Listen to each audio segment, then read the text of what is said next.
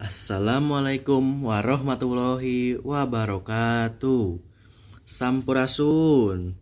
Nepangkeun ngaran abdi Galan Alpravandani tina kelas 10 MIPA 6. Tina kasempatan ieu abdi hoyong ngadongeng ngeunaan sasakala lembur panyalahan. Zaman baheula di hiji lembur aya keluarga patani anu hirupna anyem tentrem. Eta keluarga teh ngabogaan budak orok keneh. Dina hiji poe eta panati teh manggihan anak maung anu ditinggal paeh ku indungna. Anak maung teh dirorok jeung dipikanya ku keluarga patani teh sarta dingaranan si Loreng. Si Loreng ngerasa kahutangan budi ku patani teh. Matak manehna nurut jeung taat ka keluarga si patani teh.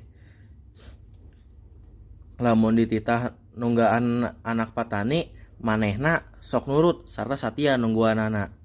Seperti biasa pamajikan patani nganterkeun kadaharan ka sawah. Orokna ditungguan ku si Loreng.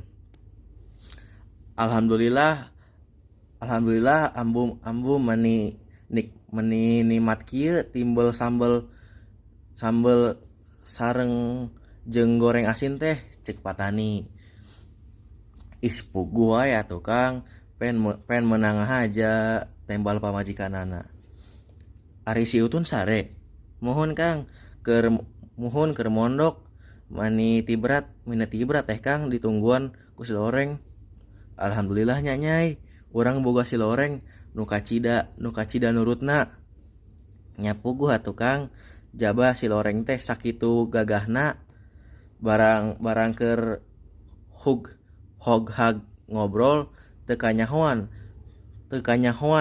ronghap si Loreng datang ngadekeutkeun saung. Buntutna dikupat kepot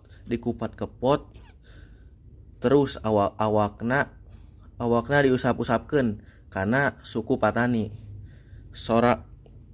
Sorana ngagerem siga aya nu rek dibejakeun. Patani heraneun ningali kalakuan si Loreng kitu teh.